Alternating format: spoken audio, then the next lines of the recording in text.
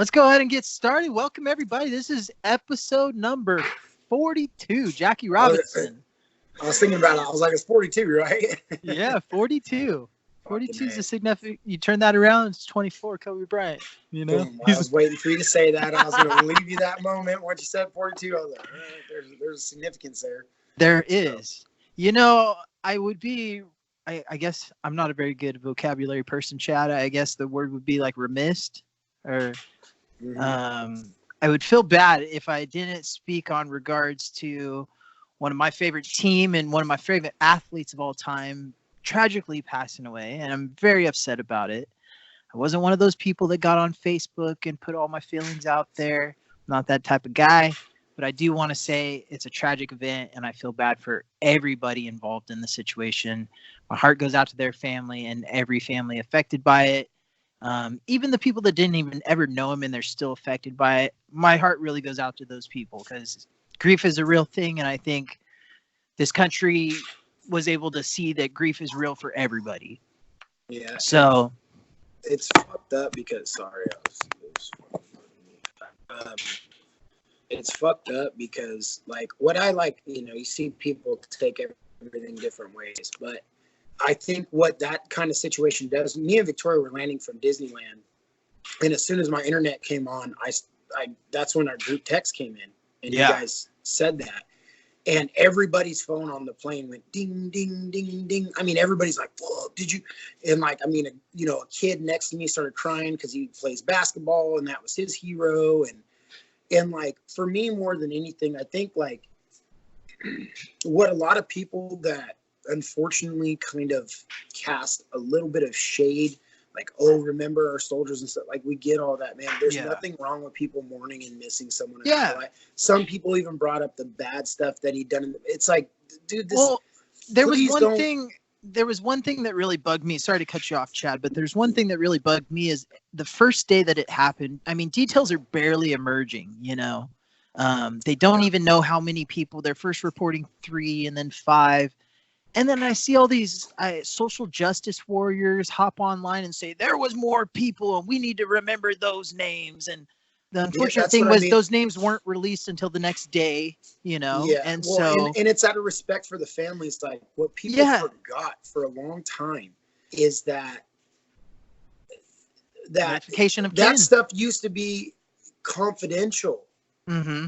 Like, and it should be like, you don't need, like, a grieving family like that just lost their daughter doesn't need the whole fucking internet to know that they lost their fucking daughter. Give the family respect. And that's where people fucking are so fucked and greedy with their want for, they need to shut the fuck up. It didn't happen to you. It's none of your fucking business. Let people grieve and let them deal with the situation. And if family members want the names released, okay. But people automatically expect that they deserve to know. No, shut your fucking mouth. That's a problem in this day and age with this, how fast information travels. And I mean, it's just so instant, Years ago, there was, let me tie this back in. Years ago, back in the 1980s, one of the most famous guitarists of all time was Stevie Ray Vaughan during that time. He was, very similar played a very similar style to Jimi Hendrix. He died in a helicopter accident, very, very similar to Kobe. He was 35, so at the peak of his career. It probably took, I'd say, a week before the actual public knew about that. And I even read as far as the Wikipedia on his death, and there was only about 2,000 people at his service, and I think another 3,000 stood outside. I mean, Kobe's probably going to have 30,000 people if they have some sort of public, ceremony or anything. I mean, and everyone knew instantly. It's just different time and different age. And it's sad, and I don't like, I fucking hate focusing on anything negative, but this did bug the shit out of me and it pissed me off. People were throwing shade in the way. They were mad about information coming out. And a problem that we have with fucking everything being able to instantly be put online is nobody has to fucking think. Nobody has to write a letter and mail it. Nobody has to fucking go through, and there's no delay. So they just get it instantly filled, let their fucking thumbs go, and boom, it's out there. and they don't give a fuck about anybody. And that part of it is fucked. And it bugs there's me. some part of it that it's a day and age to where us as future parents or you know, it's always been that parents and you know, people that of influence are gonna program this next generation. And for the focus forever of mankind was to provide our kids with the most knowledge and set them forth to be knowledgeable, because we want them to be as smart as they can be. And for the first time, I feel like in the history of mankind, it's so fucking important to where, look, maybe you don't need to fucking know that much. Maybe none of that stuff, that quest for, you know, all the knowledge in the world, you have to know everything. Maybe that's fucking flawed. And maybe what we need to focus more on a little bit now that education is so abundant that you can Google anything you want, that you have the good of all of this is that we have an infinite amount of resources instantly obtainable at the touch of the phone. And at the palm of our hands. There. Yeah. Palm of our hands, right there, we can get all the knowledge we want. That is an amazing tool. It should not be to feed our lust and our instant gratification. And it's time to focus more on like morals and values. Like, how would you feel if your fucking daughter just died and the whole world's talking about it? Yeah. Yeah, dude, that's crazy. Well, some people don't even want to tell anybody. Like, if a member of their family is sick, they don't even want to tell anybody yet, because you know, they want to be able to process it and take it in, and they don't want to be constantly reminded of it. But everybody thinks that they're so entitled to knowledge now that the fucking media better release names, the cops better release this, or trying to cover up this. Shut the fuck up and worry about your own life.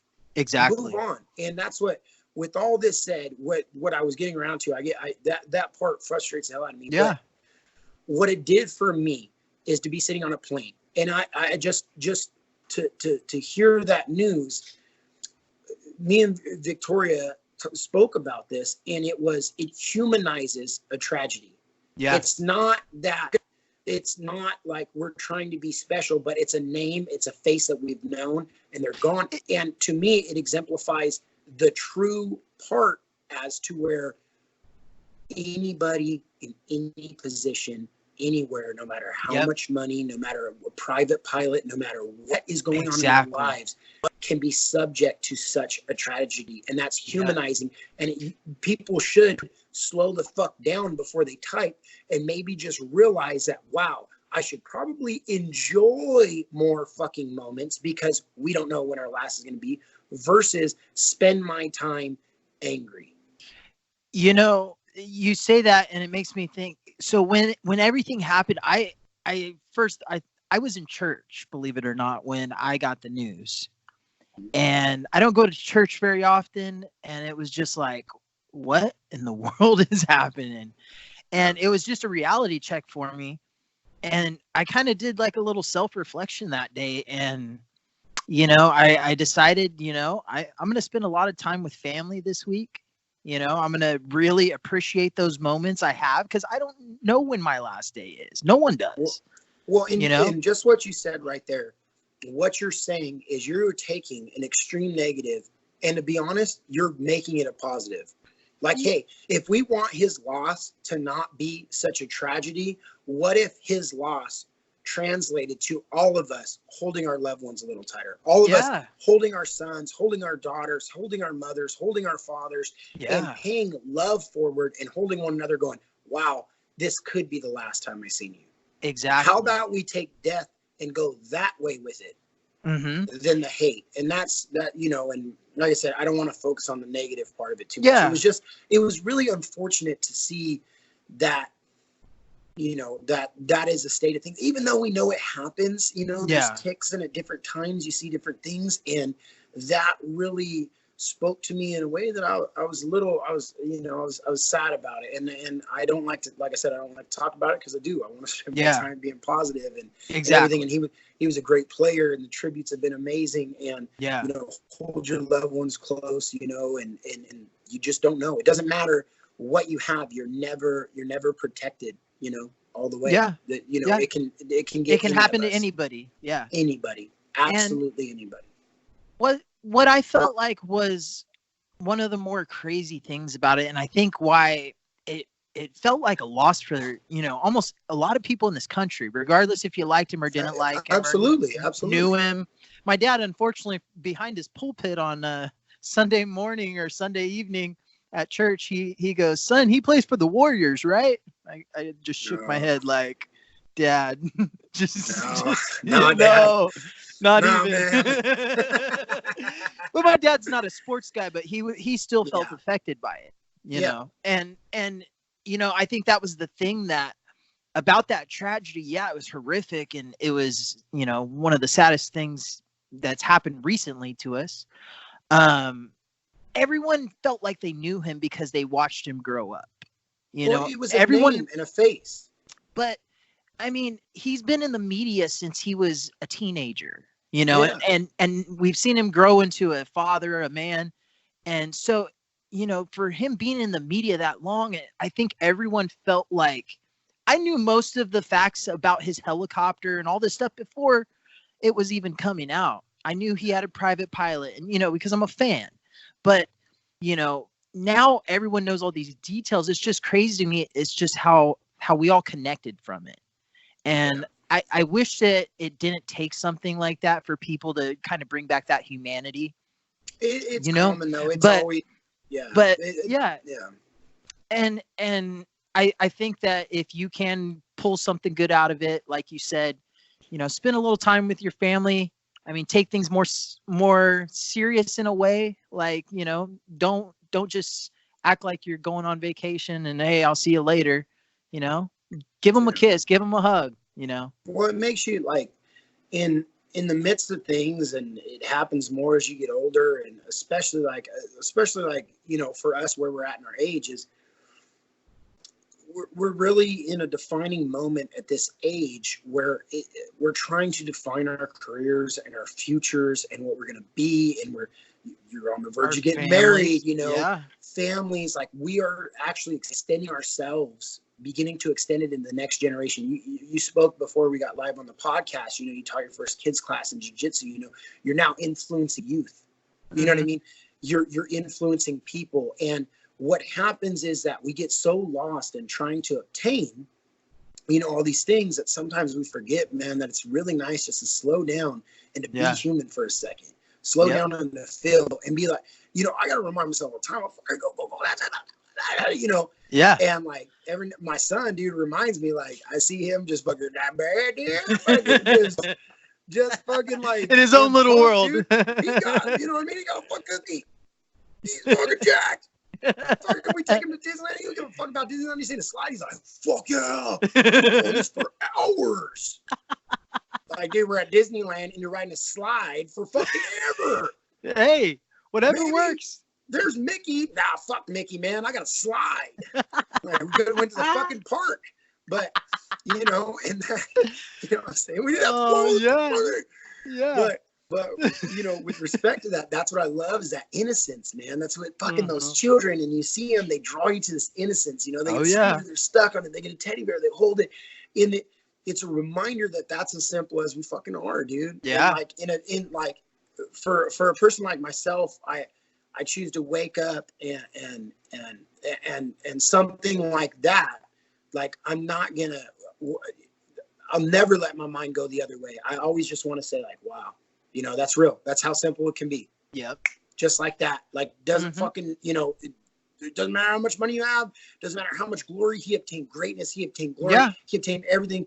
Best players to ever exist. Everything he dreamed of, Everything he dreamed of, and it was just taken from him. So like, I don't even have that much, and I don't want to lose it. Yeah. So that's the way that I harness it, and that's the way we pay it forward. I think of, it's crazy. Yeah. I did a couple special things this week for some family members, and a cousin of mine in particular, he's starting a church, and in the year 2020, that's not the most popular thing to do. And, it's not very common to see someone that has a passion to build something like that, not even for like money or glory. It's just because he feels like that's why he's here, on this planet. Why he's on Earth. Yeah. Yeah. And so he was doing this big promotion thing and having a service in Davis, up in, Davis, California. And he said, all I want for my birthday is my family and my friends to come out and support this church service of mine.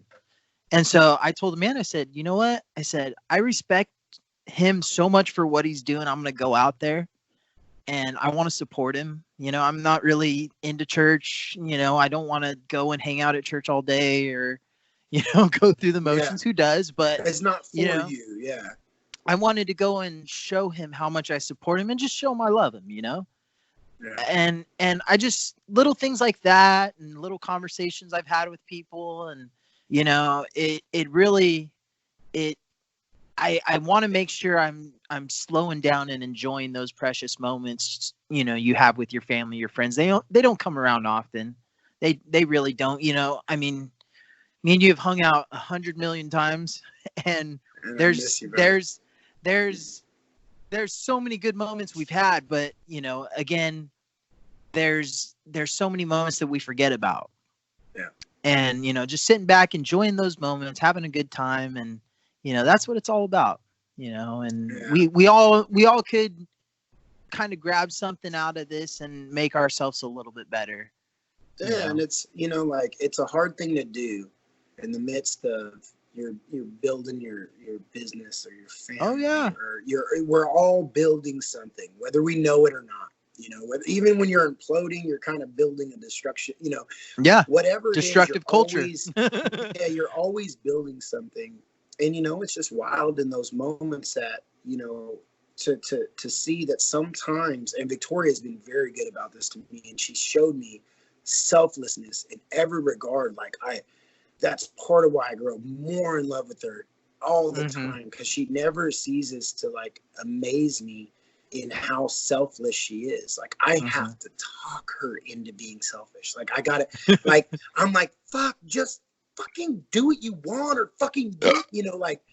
It's so wild. But that's what we learn that at a certain time, there's a culture in general, you want friends and you want to be liked, and there's all that, and that's a certain stage of adolescence, and then you get into bars and it's getting crazy, or that age, whether you drink or not, there's a certain culture that goes with turning 21. If you don't drink, you get separated, But anyway, as that transpires, and then you begin to want to pull away from the crowd and pull away from these friends and say, who am I surrounding myself with? I need to work on myself, relationships. How could I be happy with somebody if I'm not happy alone? And there's all these questions. So you begin to focus on yourself, and then you go through this building, you're building the blocks of your own life. And then you start to realize, as you reach a certain height, that, wow, man, I'm kind of missing things. And like you said, I don't really want to fucking go to church today, and I don't want to listen to a sermon, but this person that I love in my life would really appreciate it if I did. So it's that step of where you're going, no, I don't want to do this fucking at all. If you're 100%, it's like, no, I don't want to fucking go. Fuck this. No. But, it would be nice to support them, and you do. And those are the moments where you get that little funny feeling afterwards, and you see it in someone else's eyes, how much they appreciated what you did. And you won't even know how much it meant to them. You might see it, you might not, but truthfully, you really never know how much it affects that person. I could tell you a million situations of things that's happened to me where it's meant a lot to me, but they didn't really think too much of it. They were just doing something, or they were just being supportive. And I mean, so many people have influenced my music and jiu-jitsu competitions and tournaments and whatever. I've had tons of support. That's one thing I can never complain about. I'll tell you that is I've always had a good support system. Well, it's funny, the way you say it, as an artist or a performer, and that even goes into jiu-jitsu or whatever you do as an artist or performer, the influences on your life are expressed. You have true expression that's actually public, music or a competition or a feat, and that's as you're saying that, I was kind of it was kind of cool in my head. I'm taking this in, it's so true that our impressions from other people directly relate to our expressions. When you just break the word down to express, the way I express, that translates to that. Oh yeah. And yeah, that's cool, man. Fucking got deep, bro. Yeah, Whoa. we did, bro. know. I tell you what, you would fit in at a Tony Robbins seminar all Dude, one day, I mean, I'm being honest with you. Like, me and my dad had a long talk in hunting camp, man. We fucking drank a bottle of Patron. And it was cool because he kind of like guided me in a way that I didn't think, he was, I was telling him like, he was playing devil's advocate with me, and he knows how to fucking piss. He does that a lot. Oh, dude, I didn't know it in the moment. And looking back, I'm like, oh, fuck, he was just getting me fired up to say what I want, And he was like, why would you care? Why would you care about it? I was talking about, one day I want to be a motivational speaker. And he was like, why? It's fucking stupid. And he was just pissed. And I got fucking fired up. I'm like, because I would if I fucking speak to 4,000, fucking 1 million people, and one kid fucking does something different because of something I said, then that's a fucking success to me. And who gives a fuck about all the other time? I was like, yeah, fuck yeah. I like to hear myself talk. I like to talk. I get fired up and passionate. When I talk to others, I'm influencing myself at the same time. That's the truth. Like as I'm talking to somebody, like you're pumping yourself up. Dude, it just happened a couple days ago. Like as I was talking to somebody and telling them like, hey, calm down, like I feel like this is the way it's dude, I was talking to myself. Yeah. And it helped me see things clearly because I spoke it out loud, and I realized it is as simple as I just spoke it. Yeah. But I hadn't spoken yet. It'd been all fucking jumbled up in my fucking head, dude, driving me fucking crazy. Yeah. And then once I spoke it clearly, all of a sudden it worked. So that's what I think of speaking to kids and being a motivational speaker. Like, I hope to one day be there. I just need to acquire the life in my mind that gives me the confidence to speak to them and say, this is who I met and what they went through. This is what I went through. I don't know where your story is, but here's the morals and the principles based upon choices that I made in my life. I didn't people that acted otherwise in the same situation, maybe they were okay. In going through that, and my dad, we were going back and forth, and he's getting me fucking fired up. And that's when he brought on about, like, he's like, well, one day I hope you find yourself teaching martial arts. And I was like, what? And and then like I went to John's kids just they're doing a sports thing. So cool. So it starts 3 years old to 5, whatever. Over the next 6 weeks, they try out like several different sports, and they keep going. And so the kids they get exposed to soccer, get exposed to karate, and they went into karate, and I seen that, and I seen, okay, right hand up. Nope. Hey guys, do it when I say, right. And he's taking all these children through these things. And I'm like, dude, this is what I was fucking born for. Yeah. But I haven't shown the discipline or the loyalty to even get in a position as to which not only should I instruct, but am I confident enough? Like, no fucking way. But the morals, the principles, and the foundations as to which I've built my beliefs on and my lifestyle are based in traditional martial arts in general. To say discipline, respect, listen, work hard. And I realize that as no matter how far I go or what I do, I have this aching in my stomach of training and all these things. And I veer away from it, and I come back, and I veer away, and I come back. And I always have this emptiness. And I always thought it was fighting. And I don't think it is. It's just I'm not involved regularly in a brotherhood as to which I cherish and respect. I mean, going to fights, dude, I seen guys that I only trained with one night fight, and I was shaking. I couldn't even drink. I had half a beer. I couldn't drink, because if I drank, I was gonna fucking like John Hackelman was saying, he's more nervous than the fighter. Dude, I didn't even know this kid. Yeah, like, I didn't even know one of them, and he went out, and I'm like, I'm fucking going crazy. And I'm like, and then I felt an emptiness because I'm like, oh, you feel this strongly? Well, where were you at when he was in the gym 8 weeks prior to this fight? Where were you at every fucking day? Yeah. And that's like the hard part of where I am on myself. And I know other people are, But in a way, you have to be able to recognize that, Chad. You know what I mean? Like, the problem I feel like most people deal with in life is they can't come to terms with things or can't, accept the reality of the situation. Yeah. And and that's great because I've always known that about you. You can look at things and be like, I'm being a fucking dumbass, I'm gonna stop. I have that ability too. I know I can judge people's body language and tell if I'm talking too long and they're not interested in what I'm saying anymore, and little different nuances I've always been able to pick up on. But it's having that self-reflection time, taking a look at yourself and saying, what can I do better? How can I change this? We all can come up with a million ideas on how to get there, but actually you just gotta fucking do it. Yeah. That's what, like, it's like you say, like, the first step is recognition and self-reflection. And I've been fucking self-reflecting my whole life. I just didn't keep going. Like, yeah, I've always went halfway and been like, yeah, this is exactly what I need to do. So see ya. Yeah. I'm the same way, Chad. I'm the same way with my music. I've always been that way. It's something that comes natural to me. I've always been half in, half out. I'll write a couple verses, never the chorus. Here's what I have faith in, brother. I'm looking at you right now. The listeners are getting a real. This is. You guys are getting this is real as it gets, huh? Dave and I. We might as well have taken fucking ecstasy right now and be sitting on the fucking patio outside of fucking 805 DuPont because the bass of the music got to me a little bit too much. And in about half an hour, we'll be upstairs and Enrique will be crying as I play a song that I wrote for my brother.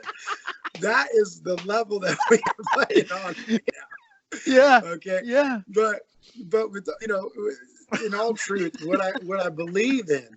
What I believe in is that, I believe in divine intervention. I believe in all that. And you guys don't have to go to church and believe, just Google the word and see what it means. It's in truth to itself. I believe that things are going to happen when they're meant to happen. There's something like you with your music, brother. I believe dude, I don't give a fuck if you were 60, bro. You're going to have a song. You're going to have, I feel like you've had them and it's going to be there. But where people don't make it is when they let go. You know what I mean? Yeah. And I don't see you ever letting go. I think that a common denominator between us, like as distance provides, as separate as it went, Bobby going to Florida, you and me breaking ways for a little bit, coming back. There's always been a magnetism that's drawn us. A common denominator is, we all still kind of feel we're all still drawn to certain things. We're drawn. There's a magnetism there. Yeah. And I'll never deny that. Yeah. And that's the first night we ever hung out and you brought your guitar down the stairs, I'll never forget. I just felt like I was in the right spot. You know what I mean? Like, all right, these are like the people I need to surround myself with. These are good people. We have something in common. I couldn't necessarily understand it for years. Because everyone was older than me. We didn't all have the same things in common. Yeah, we were as different. We were more different than we were alike, but it was just fucking there, man. Yeah, something powerful. I mean, divine intervention. Good fucking times, bro. That's what I say. And look at us now, bro. We're 1,000 miles away, and every day, we can all focus on an excuse or we can focus on a reason. And I hope that, dude, I'm doing the right thing. Who fucking knows? Yeah. So, hey, but this is right. I can tell you right now. Yeah. Oh yeah, absolutely, man. We started, I was thinking about the other day on when we started this podcast and how we got it started. I mean, it's easy to forget how it all worked out, And it was kind of wild and quick. It was just kind of sporadic, It was just like, we're going to start this thing. All right, see you Tuesday. Okay, cool. Yeah. and holding each other accountable. On a garage table, and then fucking episode 4 or 5 in the studio. Like, whoa. Yeah. I mean, it happens so quick. Yeah.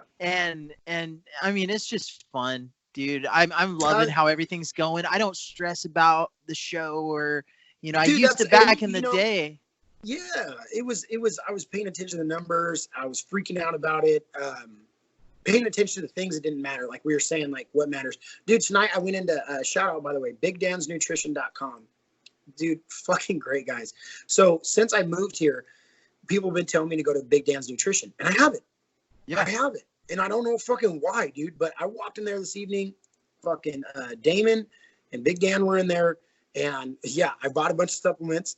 They're fucking, dude, they were two of the most knowledgeable dudes I've ever seen in that regard. So energetic, man. Same thing, like I was drawn to them. Oh, yeah. And then we started talking. Somehow, dude, I was just, if I didn't have Victoria and Axel in there, I'd probably still be there bullshitting with these guys. I swear to God. That kind bro, of like, vibe, yeah. Dude, straight up, like, good energy. He did a quick Facebook Live video with me in it, you know, and nice. I was like, because right before that, I was talking about the podcast. I was like, oh, shit, Dave just hit me up. He's like, oh, you got a guy from work you got to get a hold of? I was like, no, it's my buddy. We do a podcast. They're like, what? And we start talking, and it was like, in that moment, I've never met either two of these gentlemen in my life, and dude, within fucking 15 minutes, it's like, dude, we just become best friends. Not like that, you know. No, but that's what's up. Like, that's very cool. And I love talking to him, and it was and I was telling him, I was like, you know, man, I was like, it's just fucking fun. I was like, dude, we just had John Happelman on last week. I was like, we only got like fucking maybe 90 views on YouTube, which I don't fucking get, because Chuck and Tito just came out, and I figured everybody, and I go, it was a fucking great interview. Like, it was fun, you know. Yeah. And I was like, but I don't give a fuck. I was like, you know, like, I don't give a fuck about the views or the listens. It was so much fun. And I was like, dude, it's me and my buddy. We don't live by each other anymore. We find a reason to fucking, it brings us back together. We're bullshitting every night. We're talking about UFC fights. I was like, and yeah, I want to bring on some of the local fighters. And like, I was bullshitting with them about that. And they're like, dude, that's fucking badass. And then I asked the guy, Damon, you know, I was like, if either one of you guys want to be on, and he's like, dude, I'd be into something like that. I'm like, you can fucking talk, bro. You know, like, he knew his shit. It's a platform. So it's just to have fun. A platform, and it's fun, man. Like, it's fun. We forget how fun it is to truthfully just sit. This is the truth. This is what I think about a lot, man. Not really a lot, but, you know, like, kind of enough to say a lot, but not mean a lot. You know what I mean? But where we forget how fun it is just to sit down and talk. Mm-hmm. We're not on our, you know, you can't be part of a podcast if you're fucking Googling something the whole time. No. If you're playing a game the whole time. If you're on Facebook the whole time, you're not going to be part of the podcast. No. You're not going to be there. Yeah. So when we get to just sit down and bullshit, it's like, hey, we are here for a fucking conversation. That's it. And it's fucking great. Dude, you know? This is one of the, I get no benefit of doing the podcast except for my personal enjoyment. It's only cost us money. You know what I mean? We pay. I got some free hot sauce out of it and a sick ass rash guard, but other than that, it's only cost. That's what people don't get. It's like, dude, hey, if it makes it, if this podcast makes it, it's just gonna do. It's not because fucking. You know, it just fucking happened. There's no fucking, you guys are all, whoever's listening and fucking watching, there's no special fucking algorithm. No formula. We're on episode 42. What the fuck? How did we do 42 episodes? It's fucking crazy. You know, the other day, I realized we were doing something right the other day. I was in jiu-jitsu and somebody came up to me. I don't want to really throw out their name just in case they don't want to be mentioned on the podcast, but somebody came up to me that listens to the show, and I don't even know how to say this to you, Chad, but they came up and they said, I just listened to your podcast, episode 40, and the show is amazing. You need to keep it up. And he said, you know, believe it or not, you know, there's some things you guys mentioned on the podcast, and I thought I was the only person that did that, and I thought that's a suppository. He goes. I feel your pain, brother. It sucks, man. That's the only thing you could be talking about right now. See, that's why I share the story to make people feel comfortable and they're like, hey, dude, it wasn't just you. Now I feel special because I know it was somebody else too. Thank you, brother. Shout out to whoever you are. It sucks. We fucking share a common bond. We don't know who each other are, but we fucking know, bro. I know it. He took a dry finger too, and it sucked, man.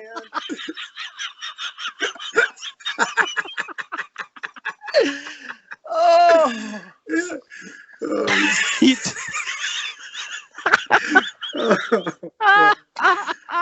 Oh my god. Oh, I'm sorry. You were on to a big point. I lost it for a second. I'm assimilating with somebody else. I'm gonna have a 6-pack from laughing so hard. Oh my god, apps for day, hashtag. Mm-hmm. But Homeboy came up to me and he said the show really helps him a lot and he really gets a lot out of it. And he said, keep doing it. I enjoy it. Well, thank you. I appreciate Whoever hearing said that. things like that. No, I mean, truly, I'm not. Just to clarify, that person did not take a dry finger in the ass, as far as I know. Oh, like Chad's shit. portraying. Oh, well, thanks for fucking busting my hole there. Bro, your mic just fucking bounced on you, dog. You look like it came right out of the holder.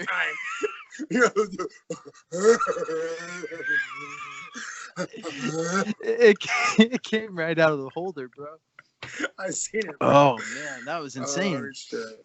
That was insane. I got a little carried away, man. I was laughing so hard. I pulled my microphone. Dude, like, dude, I love it. Like, I mean, it's just, yeah, it's fun, man. It's so fun, man. Fuck with anyone.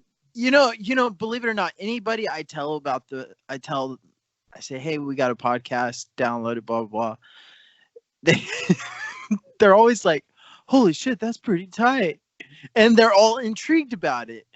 But I'm so like, I don't know. I want to be famous, but I don't want anyone to know who I am. Bro, you telling me, dog. I don't want anybody. Dude, all I keep thinking about is like one of my 80-year-old customers that I just did their granite countertops and going, oh, yeah, Chad's a nice young boy. Oh, look at this. He's got his own little talk radio show. And then next thing you know, I'm dry fingering myself in the fucking ass talking about massage parlors, hookers, and cocaine. Like, I don't want to be famous, dog. That's what I'm saying. Yeah, I need a fucking alias or something, bro. Fuck. Yeah. I just want to keep doing this and have fun, man. Yeah. You know, it was so cool to talk to John Hackelman, though. Dude, that's fucking badass. And you set that up. That was, like... It happened so quickly. And, you know, I think that was probably one of the coolest things I've done on a Tuesday night in a long time. Yeah. You know, because it was just cool, man. See, and that's like an exact, you know, that whole, you know, fucking, you never know if your parachute's going to open if you don't jump, you know? Exactly. You went for it, got it, nailed it, boom, on, you know? And fucking, and a great guy, dude. That was fucking just fun. Like, it was cool to see, like, halfway into it when he started to well, like you said, he put his headphones in. For the listeners out there, he was on speakerphone for a while, and sorry for everybody for the fire popping in the background. Smoke. There was a lot of background noise from my end. We're getting better and better each time. Yeah, now. we're working on it. Improve. We're gonna improve. We're gonna just get better. But better. Yeah, it was fun. For y'all, you guys out there, things are gonna get easier. Ooh, child. Things are getting brighter. Fuck, I realize I don't know the song. Like, Dave started singing, I think I know the song. I tried to join in with them. I'm like, fuck, I don't know the fucking song the way I thought I did. I know it in my head. You know what's fucked up about this moment right now, dude? Truthfully, my mom, dude, like, everybody knows the fucking Baby Shark song, right? Yeah, Baby Shark. You know, dog, I am gonna fucking put it on the center of the same page. I will ask her to sing it because she'll go, Baby Shark, doo doo doo doo doo doo doo doo, Baby Shark, doo doo doo doo, and like, it's not the song. Dude, I will play the song and be like, all right, Mom, sing Baby Shark, and she do do do do do do do do do, like, and every time she sings a song, it is like as far from accurate as you could. I could not make my mind do it. I had a hard time with Baby Shark right now. I could not make my mind go that far out of whack while relating it to a song, and she does it every time, and I just did it when you were singing. I realized that's a little bit of my mom was shining out when we started singing that song, because I had full fucking confidence I was gonna nail it. I was concentrating. I was like, you know what? Dave's gonna be impressed right now because I feel like I'm gonna match his tone and his key, and we're gonna harmonize on this. You were sounding good. I was trying, and then I thought we were gonna get through it, and you were gonna be like, "Fuck, dude, that was good." If you were practicing, I was gonna be like, "Nah, Dave, it wasn't practicing. I was just fucking gave into the magic in that moment." Boom, we came together. But what happened was, found out I don't even actually know how the fucking song goes. Chad, if I told you I don't know 50% of the songs I sing, I really don't. I just kind of mumble the words and fudge the words here and there. Brian never heard you mumble no Justin Timberlake. I don't know all the words though. I'll know like 2 verses and then I'll just like kind of bullshit through the rest. Actually, you were pretty good like back in the day, like at a party. For anybody that watches the Sky video, like this day back in the day, like your body is one. Hey, what's up, girl? You got some nice titties. Yeah, your body is one. Yeah, no. I'm just fucking with you, baby. Like, this black man in a young preacher's son's body, just fucking playing guitar, and like it fucking worked. It worked all the time. The worst thing that ever happened to me was meeting Bobby. And I'll tell you why. Oh God. I'll tell you why. I never knew my talents could be used for that kind of evil. Yeah. Yeah.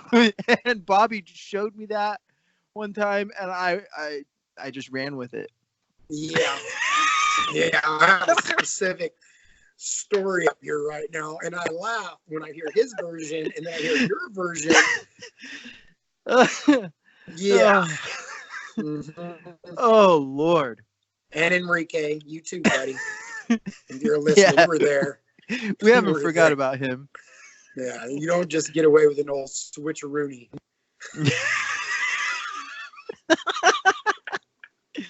Enrique, send me some more hot sauce, bro. I love that fucking hot sauce. Enrique's Mango habanero. That's what I was just gonna say. Habanero. I'm fucking on fire, baby. Yeah, you're batting Mango 1,000. Mango habanero, pineapple tequila, and death by Kraken. And the website is Monroy's original hot sauce.com. Type in code word center and get some sort of discount that I don't remember. Yes. And shout out the retro grappler. It's the fucking best rap. Dude, that's like the one. That rash guard is fucking badass. It's legit. And their brands are cool. Did you have retro grappler? Are we so cool? Yeah. I haven't heard from Retro in a while, but they're great. Either way, they're great. And I'm gonna keep plugging them no matter what. They're good. I support him. He's a good guy. He was on top of sending us rash guards. I'm officially declaring it right now. Now I paid for all my supplements and everything like that, and they were great guys. But I did get $10 off. I got a fucking goddamn free T-shirt and a free shaker cup. BigDansNutrition.com.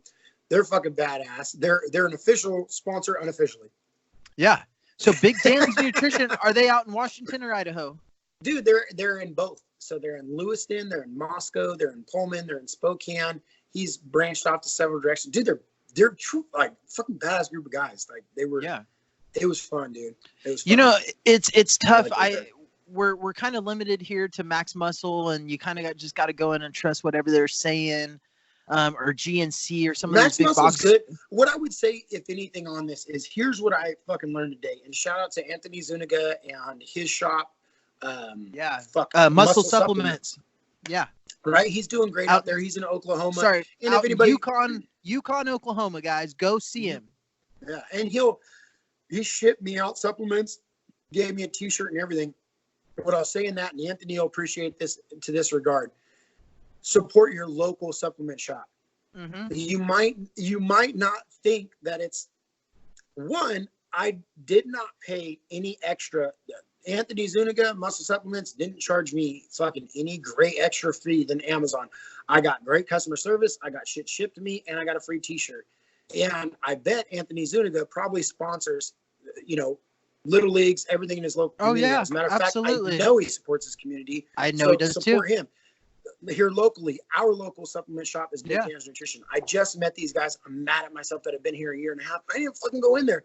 I got a wealth of knowledge, dude. Tons of knowledge dropped on me. A great conversation, a great time. Something I never get off of internet, action. There you got like Max Muscle. So I would say to anybody that's listening, don't fucking order online. Go in and talk to these guys in these shops, dude. It's fucking legit. And they're up on all the stuff going in, going out. If you think that you know something about supplements, go talk to a guy that works in a shop and does it for a living. Yeah, you'll find out you don't.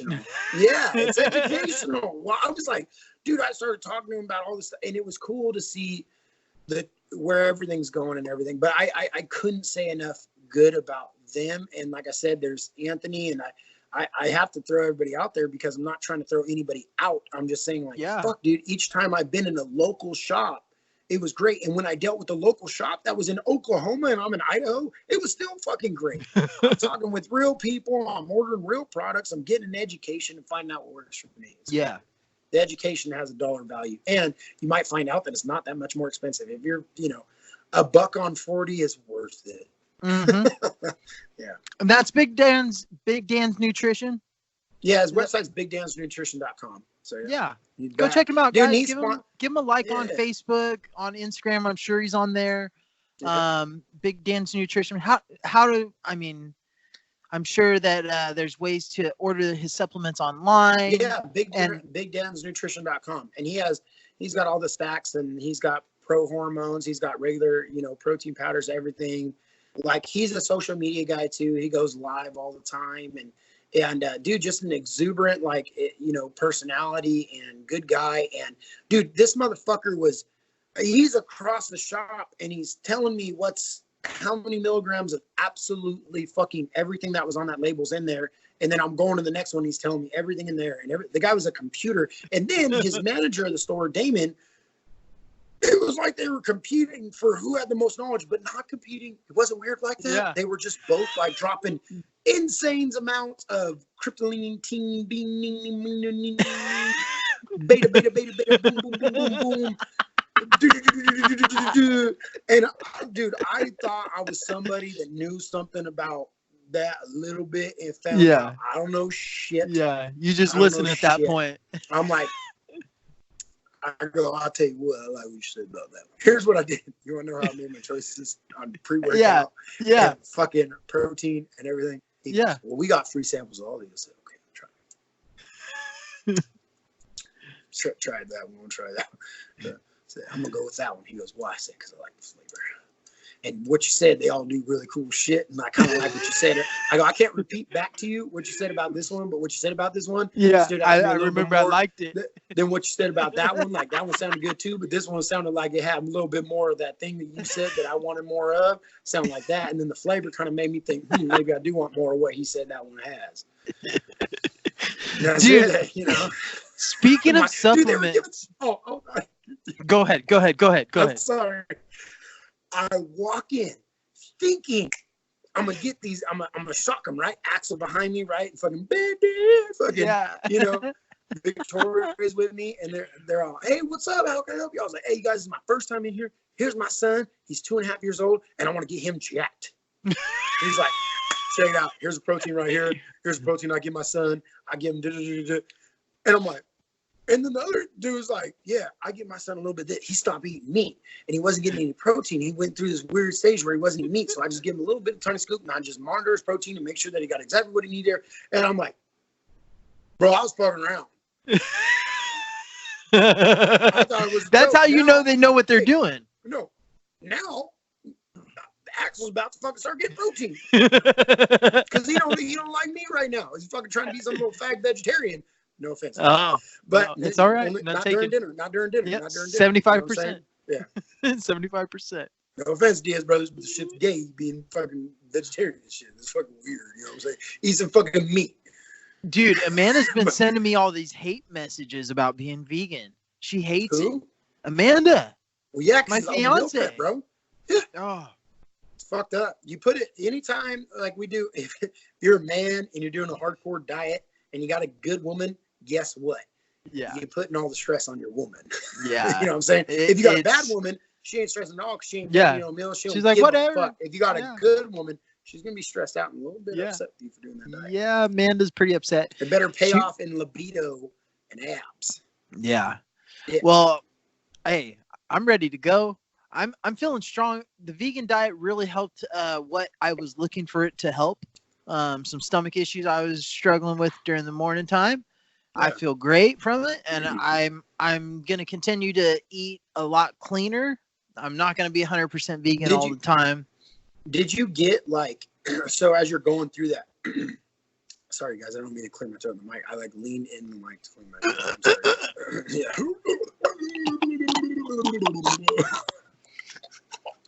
I'm sorry.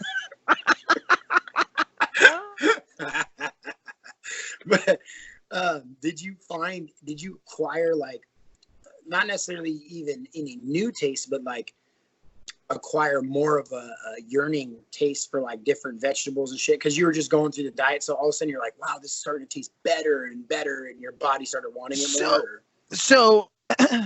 So I like to eat chorizo and eggs. Like I'll make these bomb ass for football. Ask Sean about this, okay? Because we did it. We used to do it for fantasy football draft. I'd make a big old chorizo, egg, potato breakfast. And I mean, chorizo, it's a really greasy type of meat. I don't know what the fuck it is, but it's pretty like, greasy. It's Mexican. Yeah. So I don't know what they do with it, but you know, whatever. Trader Joe's has soy chorizo, and believe it or not, I've eaten so much of it. I prefer it it's way less greasy. Like shit's not going down your arm. You know that grease line down your arm you get. Wait. See, this is the problem with you fucking vegan vegetarian fucks. Okay, shut the fuck up. The soy chorizo. If it's soy, it's not fucking chorizo, bro. It's soy chorizo. And it's bomb, dude. It's bomb. It's not chorizo. Chorizo is a specific type of meat.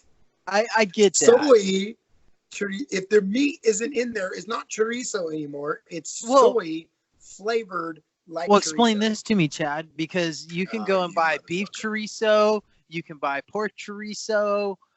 So tell me how they can't have soy chorizo, motherfucker. I think you got me on that. Yeah. Well, fuck the fucking vegetarian Whopper. How about that? It does suck. It sucks. As far as Whoppers go, I would never try that. It's okay. I ate one vegan patty in my life. Abel Diaz, if you're listening to this, that shit was disgusting. He goes, we're in LA. I was working in LA, and this night was epic partying with Abel, by the way. It's fucking crazy. It was so great. And he served he served you a vegan patty. Evidently, it wasn't that great. No, it was a wild night, bro. I'm gonna put it like this, okay? We partied, bro. It was like my first official night. I had my own apartment in LA. I was gonna be down there for a few months. Abel's like, I live in LA now. I ain't seen him in hell long since some fucking days before we used to do some motherfucking shit, bro. But we party. Dude, we had such an epic night. Like, I remember waking up on his floor, and this is when my dad just got down there. So I was supposed to meet with I hadn't even checked into the Airbnb apartment that I was about to have for 6 months, and I was supposed to meet the manager. I wake up, bro, at like 12:30.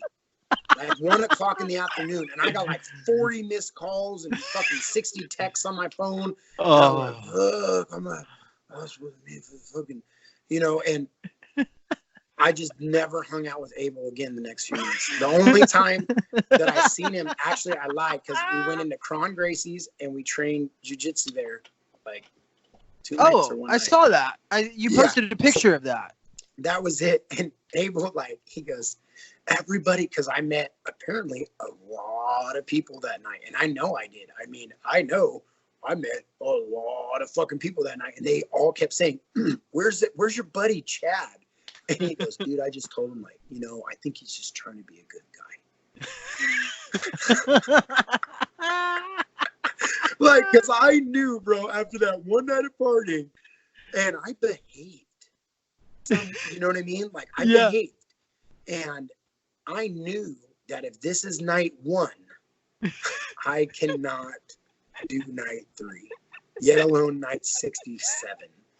So I was legitimately what he told all those people that were inquiring about my whereabouts. Yeah, what he told them about I think he's just trying to be a good guy. It's Yeah, it was all true. 100% of the truth. I didn't want to tell him, like, dude, I can't hang out with you because it's gonna be. I don't want nothing bro. to do with that. Yeah. Sometimes you gotta look at that and know who you need to distance yourself from. Yeah. That day though, we're by the pool. And we went to the grocery store together, and we're already fucked up at this time, dude. We started the morning at the Mountain Dew like skate tour in downtown LA. We come back, we get to the pool, and it's like he's just like, "Oh, just go with the flow. Like, don't even worry, bro." But he doesn't talk like that. He talks a different way at school. But it was like, don't trip. Like the party's just gonna happen. Yeah. And I'm like, well, and it did. It fucking happened, bro. There's a reason he lived where he fucking lived. There's a reason, like, and this dude always has like model dude friends and like model dude chicks. Like, they're just the most beautiful people on the planet. Is the only people he hangs out with. And I'm like, how'd you get in this group, bro? You know, and it's funny, you know. It's a tough group. We just hang out at the pool, and like, well, we went to the store, and he's vegan at this time. And he gets these vegan burgers and shit. He's telling me how good they are when we're shopping and shit. And then he cooks them. He's like, "Hey, you want to try one?" I'm like, "No, but I will." You know, it's like you go to that church sermon, right? When you didn't want to go, supporting somebody. So I'm like, okay, obviously he wants me to support him in his actions, so I'm going to go ahead and try this fucking shit. Sure. I'm gonna try paper mache compacted into the shape of a burger patty. So I do. And that's exactly what it was. It was dry fucking paper mache. And like, I take a bite, and dude, he goes, because he'd been telling me like, it's just like me. It's the same thing all day. He's telling me all this shit. The moment he's seen me take a bite, I feel like it reminded him of what meat tasted like. Because he goes, yeah, it really doesn't taste anything like meat. Oh, it's not really that good. I'm like, no. I'm like, and mind you, I want blood dripping out of my burger dog. No blood is gonna drip from fucking, you know, shredded paper. Barley. Yeah, soy chorizo. Like, this is fucking ridiculous. Like, and dude, that was so. At that moment, I realized not only have I drank all day, I'm not eating dinner. Wait, there was no real patties for you? Nah, man. I tried to just be cool. You were just. I thought I'm gonna go with it. I thought maybe if some of these fucking people show up and I'm the one eating meat, like I'm gonna get in a fight because I'm gonna be like, fuck all you, fuck all you faggots, you fucking motherfuckers.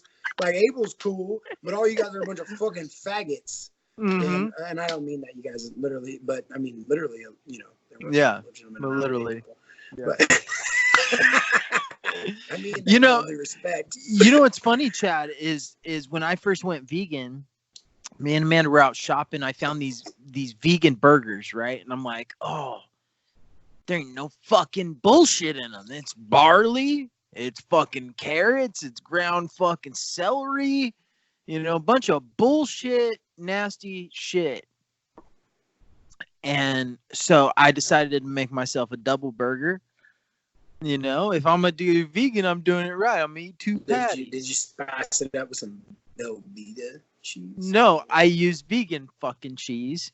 Velveeta's not vegan? I don't know. I should have looked. If it's fucking vegan, Victoria hates it. I love it. If it's amazing, it's not vegan because the hardest thing is the cheese. And I had like this fucking dude. I put these cheese slices on there, and they fucking didn't even like bend.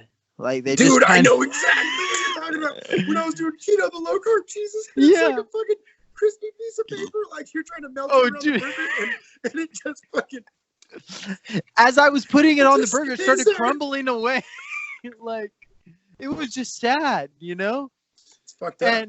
And so I'm like, well, fuck it, you know? So, but I put, you know how to steam your cheese? Like, you put a little water in the pan, you put a lid over it, and it steams the cheese and melts your cheese on your burger. I did that with about fucking 16 ounces of water. That fucking cheese. And nothing. It wasn't melting for shit. Like cardboard. And so anyways, I I put a lot into this fucking burger, and I realize I'm 5 minutes into this burger. I'm gonna sit down and enjoy it, no matter how shitty it is. You know, and Amanda didn't think I was gonna like it, and so I was gonna prove her ass wrong. So I sit down and I go to eat the burger. I take the first bite and I can't swallow it. It was so fucking bad, dude. Dude, I don't know what it was. It tasted like dog food, and I felt like I'd rather just not eat than to eat that shit. Bro, I've taken 2 bites of a vegan burger my whole life. That one time with Abel, I used to have an ex-girlfriend. You know who she was. Mm-hmm. She was a vegan. She went to Lincoln. Mm-hmm. Mm-hmm. I don't know if I know. You know exactly who she is. She's the reason we met, because she took me to the hotel party because she knew Brett. Yeah. Yep. But she would go to Nations, and she's like, oh, just try one of my burgers. Just try it. I don't even think you're going to know the difference. I fucking bit that thing, and she looked at it and break up with her right then. Forever subjecting me to that sense of fucking nastiness. Like, let me live my fucking life. I'm not infringing on your beliefs. Yeah, you know, fucking, yeah, now that I think about it, I actually probably did. Like, whatever. Don't fucking try to get me to eat no nasty ass fucking stupid ass vegan burger from Nations. This is fucking disgusting. Oh my god. As I go hunting and fucking, yeah. I didn't know she was vegan. Mm-hmm. I don't know, vegetarian, whatever. She sure fooled me because she took some sausage.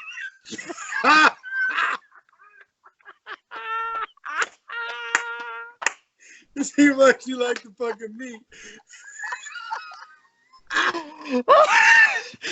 Oh, we are gonna get taken off of YouTube for this. Oh man. Oh. Hey, all due respect to you, ex-girlfriend.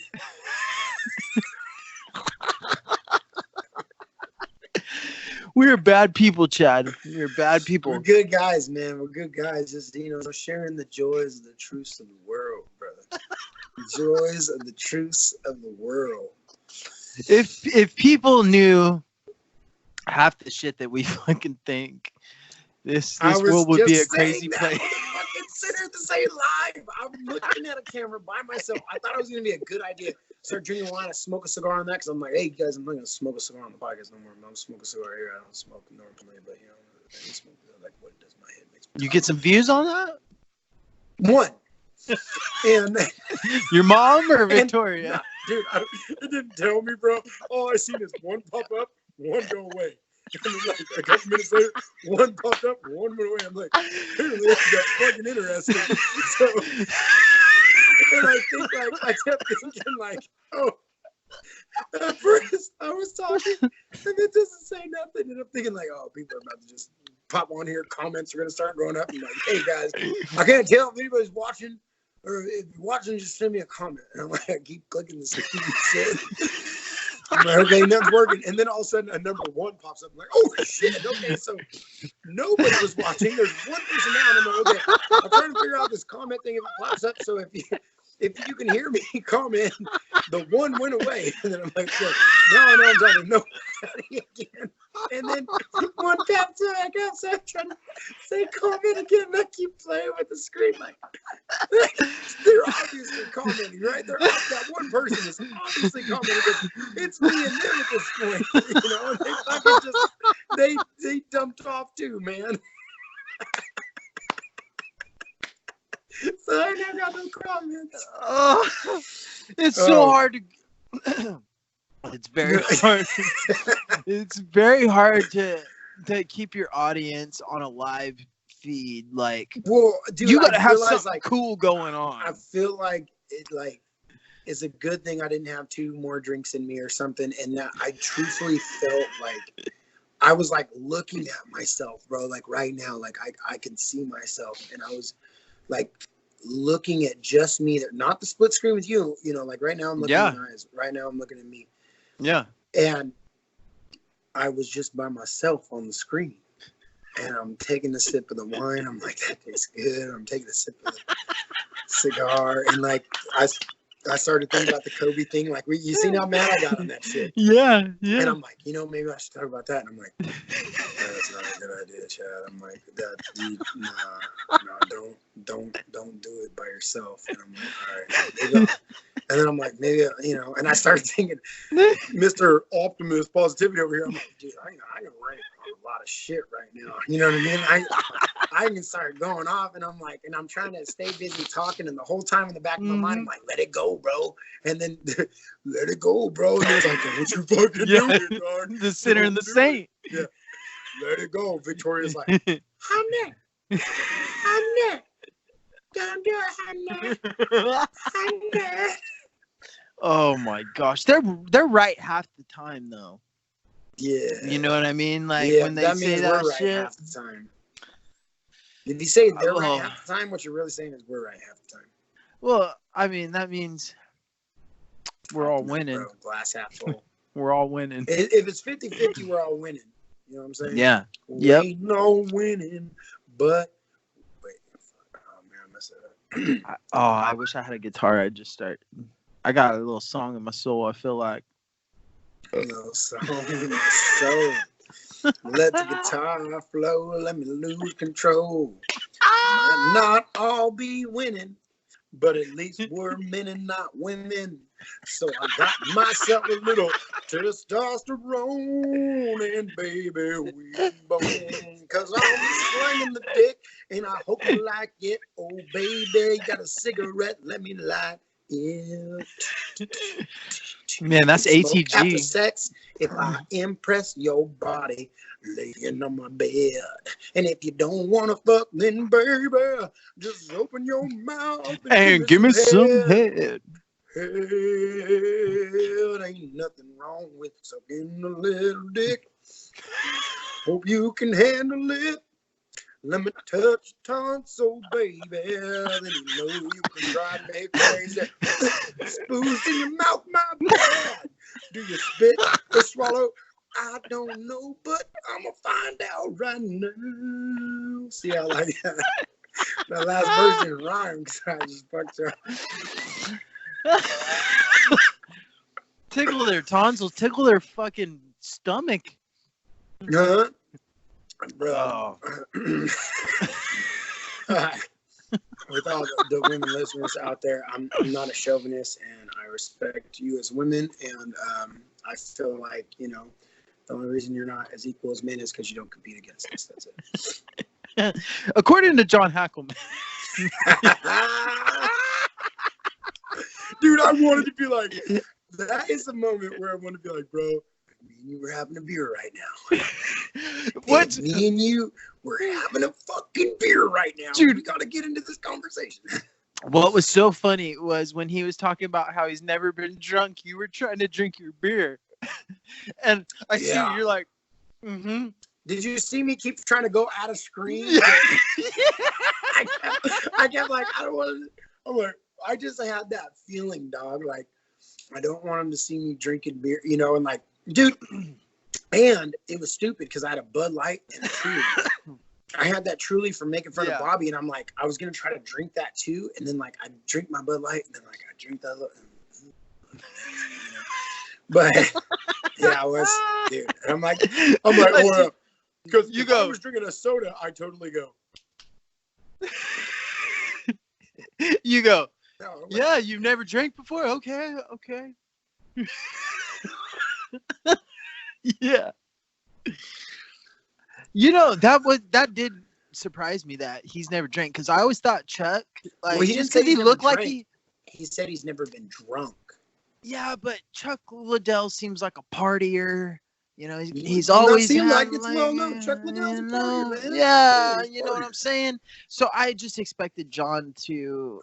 I'm sure he's been around those after parties and been around stuff like that. Like, I just assumed he was a guy that gets drunk. Evidently not. Dude, he's a coach. So he's at the party. He's like, look, Chuck, let me coach you through this. Bro. Guy comes to your left, you duck, go to your right, hit that guy, duck under. 2 fake titties on the left. They're going to come at you hard. Your girl's behind you on the right. You're going to want to be smart. You're not going to want to look directly at the titties. Take a step back. Let her pass by. Give her a wink on the right. Okay, girlfriend's behind you on the left. Be careful. We got Democrats coming in. Dodge them, dodge them, dodge them. Anyway, so we made it through that one. Oh, that was good. That was good. Oh, you know, and we'll be wrapping this up here pretty soon, but I talked to Sensei Rodney today. And oh, shit. I go, Sensei Rodney, man, I've been wanting to have you on the show. What's up? You know, and he goes, in all my free time, I'm usually having like some drinks and a little buzzed up. You know, I don't want to go on your show. I go, perfect. You hit us up right when you're starting that, and we'll just talk. Boom. That's it, man. Loosen the lips. Teeth, the tongue, yeah. the tip of the lips, the teeth, the tongue, the tip of the lips. You know what I'm saying? I can't say that. Yeah, that was pretty. You did it pretty well, Chad. I'm just gonna put that out really there. How it goes? I don't know, but if it is, you did it well. Nailed it. I'm like, bro, I can say it faster. Like, tell me that's it, bro, and then like I'll repeat it. Like, I'll try to do better. Hey, so one thing we do got to throw out there for the listeners. One thing that means a lot to me is I want to get as many people engaged in some of our comments, some of our pictures, some of the things that we post on Center and the Saint. We're not just going to post links to the new podcast. We're going to post fun, cool things. I'm hoping to get some instructional jiu-jitsu videos coming here pretty soon. Just us playing around with some moves, having fun. But everyone out there, we started this YouTube page. I want to tell you guys how to find us. If you go onto YouTube, you type in Center and the Saint podcast, we're going to pop up. There's also a Saint and the Center podcast. Don't go to them. They haven't recorded in like 7 years. So go to our podcast, give it a like, hit the subscribe button. You'll see all the new video podcasts. And we're even going to put some clips together of, portions of the podcast. So if you don't have the time to sit there and watch the whole thing, you can see some good clips from it. So go. Yes. You can't wrap it up right now. Huh? I'm not wrapping it up. Oh, I'm not wrapping it up. I'm telling them how to like our. So sorry. Oh, fuck, dude. I'm sorry. Sorry, listeners. I wasn't wrapping it up. Such a good roll, and I was like, dude, you can't wrap up. No, it's all right. So go to the YouTube page on Center and the Saint.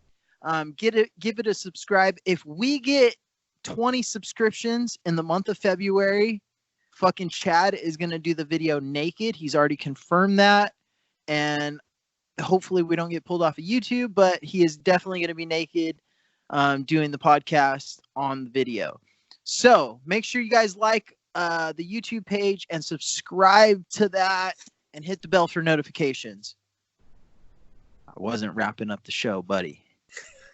Sorry, I interrupted you. Have you tried the? So one of the meetings I went to was like a business consultant, and he said what they practice is one of the good things to practice is after somebody speaks, you count backwards 5, 4, 3, 2, 1, and then talk. Yeah. I wish I could do that. I made it to 3 words. I wish I could do that. Like 6 months, dog. My problem is someone says something stupid. You know, I mean, and there's it doesn't even matter if zero. Stupid. The moment somebody says, I'm like, I'm like, dude, I'm like, no, I want to comment on this and that and this and that and that. I'm like, and I don't. It's not because like I want to. It's never because I want to control the conversation or just be the only one talking. I'm just like, okay, let's talk about this. You have so much more to let out. Yeah, I'm like, but I'm working on it. Right. No, it's all good, brother. You know that we just have fun on this. There's no rhyme or reason why we do whatever. Where'd your headphones go? What are you doing? Oh, God. There you go. See, I told you. He's going to do this naked. I think we're up to 10 subscribers. We're there. Yeah. Yeah, you guys keep subscribing. We'll get up to 20. We'll get that dong coming out.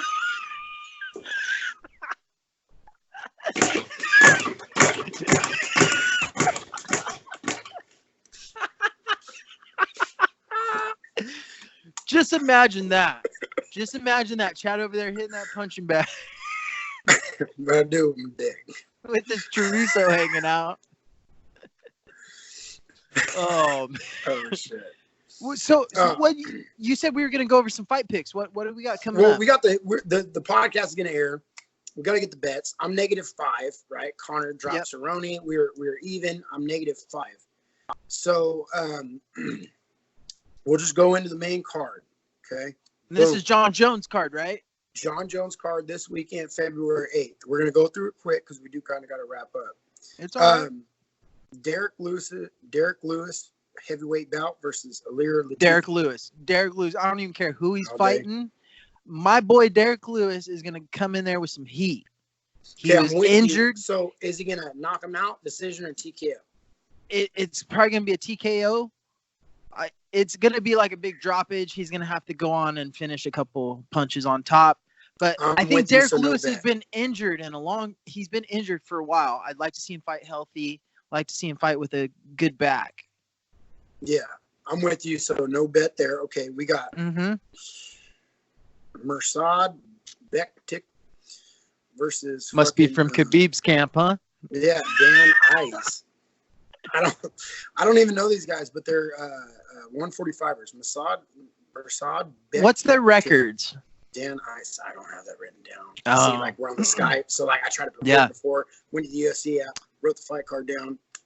You know, I'm gonna say the dude from Khabib's camp. Just because you're saying bet kick. Okay, I'll go Eyes. Okay, so we got $5 to there. Okay, go. All right. So is he really from Khabib's camp, or did I just? I don't know, bro. You said it. Bet done. Okay. So then we got Juan Adams versus Justin Tafa. Heavyweight belt. I can't believe you don't have a shirt on right now. Dude, it's so cold. Like my fires went out, and I have a fan. I put a fan behind the wood stove so that it blows the heat. So right now, all it's doing is blowing the colder. I don't know if you can see my nipple, bro. That shit is fucking hard as fuck, dog. But I'm like, I ain't gonna beat a bitch and put a certain sweater back on while I'm this fucking podcast right now. What's the next? I'm gonna stay here. Fuck. Oh, I'm crying. So I'm like, look, we're not gonna go in depth on these fight picks, right? We're just gonna fucking fine. All right. Juan Adams, Justin Tafa. Juan Adams, who? Versus Justin Tafa. Justin Tafa. I'm going Tafa. Yeah, Tafa Ali, you know. Tafa. I'm liking Tafa. I don't know much about the guy. Is this the UFC? Yeah. You go on submission. I know, dude. They did the same shit. Like, you go on submission, you go on KO, or you go on decision. What's their is anybody from Brazil? No. I'm gonna say Tafa by decision. Okay, I'm gonna say Tafa by knockout. We'll put 5 on it. By knockout, huh? Yeah. You must have seen him fight before. Yeah, I like Tafa. And then when you didn't know the name, I was like, yes. So I was helping you go Juan Adams. I should have built up the Juan Adams a little bit. So we got so we both got Derek Lewis, no bet. You got Khabib's camp unknown. I got Dan Eyes. Potentially. And so we both got Tafa. I'm going KO, you're going decision. Okay. Okay. Now we got Shevchenko versus Chikagan. I can tell you right now, I'm going Shevchenko. So, who's she fighting? Chang? You said she's Shevchenko. She's the Chinese bitch. No. She's fighting Caitlin Chikagan, which is the blonde fighter on Instagram. She's tall. She's been coming up. She's got an exciting fighting style. But I'll never. What weight? Shevchenko, that's my. What weight it's is 125 pounds? Shevchenko. 125. Okay. Fought Amanda twice. Yeah. Did she beat my boy or my girl Rose? What? No, because Rose is at 115. See, 125 is the new weight class. That's the new one. That's the one that throws me off. So Chikagan came from another organization, blonde fighter, had a lot of hype behind her, has done really well, exciting. You know, I don't really know either fighter. I know Shevchenko. know Shevchenko, but I mean, I don't really follow her too much, so I don't know her full, history. I know she's a badass striker. She's blonde. She's Russian. You would definitely marry her because you did. You know what I mean? Like Russian blonde chick. It just that's your MO. That's your MO is what I'm saying. The better version of Shevchenko has a maiden name of Demchenko. I'm just saying it's pretty damn close. Yeah. There's got to be some sort of relation somewhere. But 100%. I'm going for Shevchenko. I just don't know the other broad. I don't really see anybody. I think she'll definitely finish her by TKO. Okay, I'm not gonna bet against you. Okay. All right, so no bet. Why you agree with that, huh? Yeah. Shevchenko's. I don't see anybody beating her really. She's badass. Dude. I don't think she's been invented. I think yet. She's gonna have no competition in her division, and and she's gonna have to go for double belts. Yeah, she's gonna. After it. Yeah. Okay, now. I don't know who you're going for. Hey, I have a quick question for you. I don't want to sidetrack you too much, but is Amanda Nunes the champion, or did she lose to somebody recently? No, she's still the champion. 100%. 35 and 45. Yeah. She didn't lose that 45-pound belt to Duran. I mean. Mm-mm. She fucking kicked her ass. She kicked her ass. Okay, I just wanted to make sure. Yep. She's the baddest bitch in fucking all of fighting. Amanda Nunes is the baddest woman fighter of all time. All of fighting. Yep. Hands down, all of fighting. That bitch is fucking bad, dude. Yeah. She's a tough girl.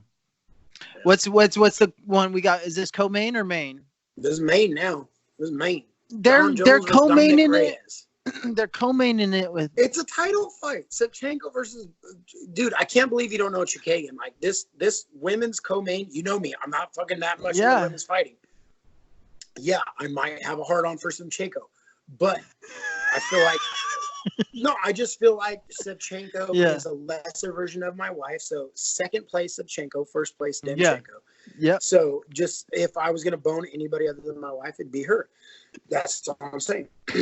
So nothing wrong with that. Anyway, main event. Jones versus Ray. What's up? I don't think you can put anybody in there with John Jones and expect a different outcome than Jones just fucking murking him. Jones is gonna win. So I think he clears out the division. I think he finishes him. I don't think it goes to decision. That's 5 rounds. Submission or TKO?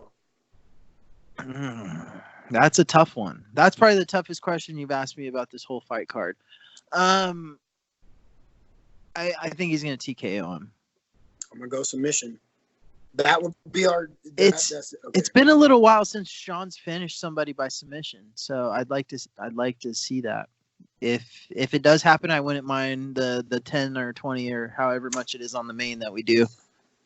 Or is it 10? 10? It's 10 on the 10 main. on the main, right? 5 per bet and 10 on the main. Okay. So you're cutting out, Chad. The first fight's a wash. You have questionable Khabib camp bet kick. Yeah, I'm still liking it. I have Dan Eyes. Then we both have Tafa. You have decision. I have KO. We both have Shevchenko by TKO. And then you got Jones by TKO. I got Jones by sub. There's the bets. You got him by sub, huh? Yeah, I'm going to go sub. What I feel like. What makes you think that John Jones is going to pull off a submission in this one? He's long and lanky. Dominic Reyes is coming into this a little bit cocky. And I don't truthfully believe that John Jones is going to TKO or KO anybody lately with his fighting style. I think that he's a bit more tactful now. He's never been a big KO artist anyway. And I think that he's going to get into here with him. Well, yeah. But I think that he's going to get in there and he's going to wear him down. He's going to take him down, and Dominic Reyes is going to tire out. And that John Jones, before trying to just hammer for a TKO, I can see John Jones like getting a Kimura or some. He's so long and lengthy. I just see him, Reyes getting tired in the fourth or in the straight fifth. Arm lock on top, something Jones to that effect. I feel like Jones wants another submission victory. He needs and one. That's kind of the only reason I'm going there is I feel like that's what he wants, so that's what he's going to do. That's it. my real situation or my real concern with 100 or 205 pounds is when are they gonna get that division fucking with some killers, bro? Like nobody. I mean, Well, John Jones, Daniel card, Cormier cleared the division Derek already. Lewis, look at heavyweight. Derek Lewis and Latifi heavyweight, and then they're trying to do another John Jones, Justin Taffa. They're trying to build the heavyweight division to get some stars because it's a lackluster. The 205 division's now dead. John Jones and them all. So but see, John Jones is talking about going up and challenging Stipe, and he thinks he can beat him. And then what challenges does that bring? The truth is, both divisions are fucking dead right now, bro. John Jones is like 32. He's not going up to heavyweight till he's close to 40. No, he said in an interview with Ariel Helwani, if he wins, next for him, what he'd like is Stipe. That was his most recent interview. So he goes, I don't think I need a tune-up fight. Because Stipe, see, I think what gave Jones more confidence, Stipe dropped down to like 235. Oh, yeah, when he fought Daniel. Yeah. Right? And then Jones says, like, what's Stipe? Like 235? He feels like a lean 230, 235 me. He goes, yeah, I beat him. You know, fight. And that's what Jones walks at anyway. So I think that's what he's thinking is like, all right, so I can diet a little less, you know what I'm saying? And then work really hard, still work as hard, but diet less. And then I'll walk at 230 and I can beat Stipe. I'd like to see him continue the powerlifting to get up to heavyweight. You know what I mean? Not worried about his diet, just gain hella muscle.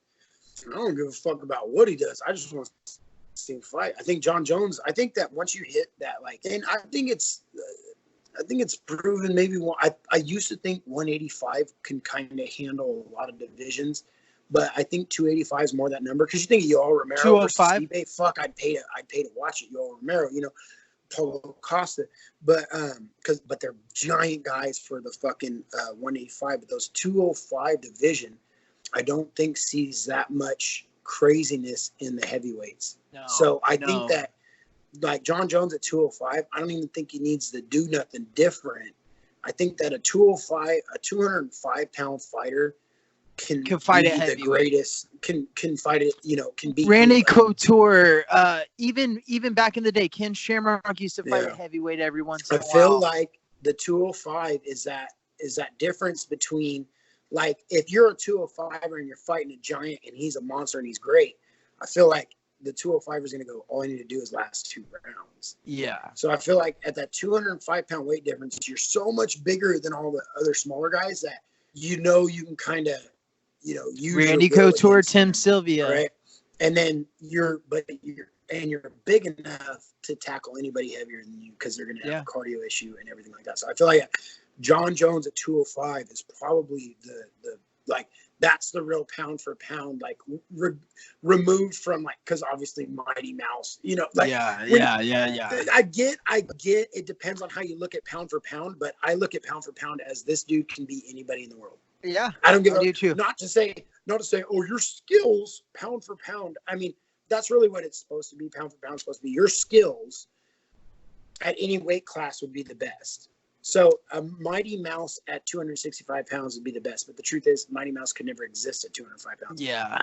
Mighty Mouse can never exist at heavyweight.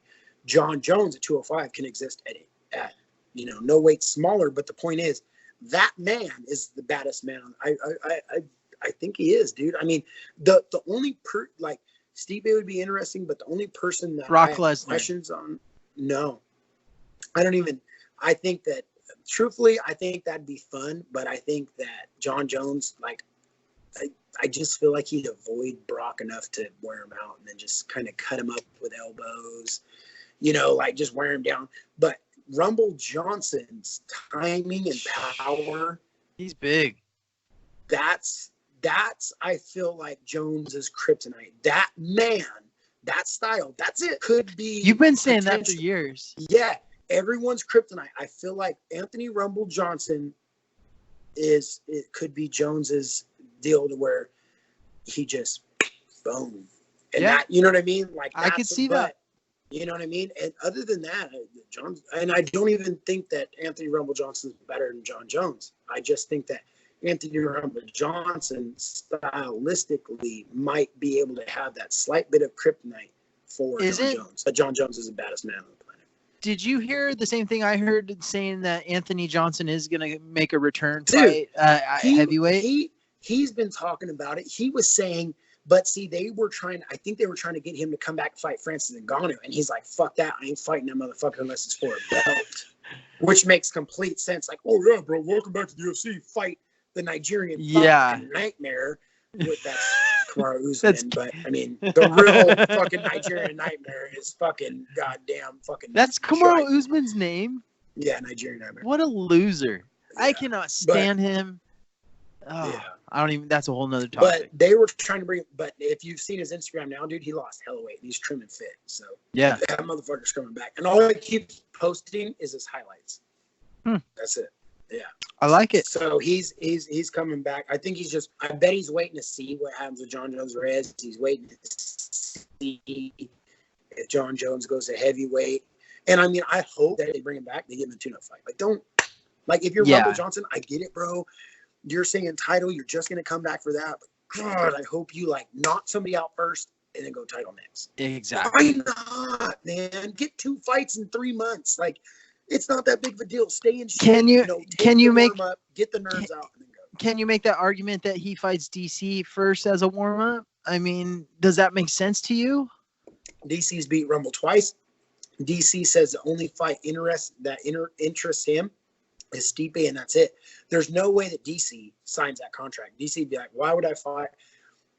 Why? It may not make sense, DC, but yeah, dude, DC's not going to be pressured in anything. He doesn't have to. Yeah, so it makes a lot of sense putting it that way. You know what I mean? Like there's nothing in that for DC. Nothing. Anthony likes DC. There's nothing for Rumble. There's only the heavyweight strap. And John Jones. That's it. Rumble also, people forget, Jones cleared the division. The reason 205 is dead, Jones cleared it, DC cleared it, and Rumble cleared it.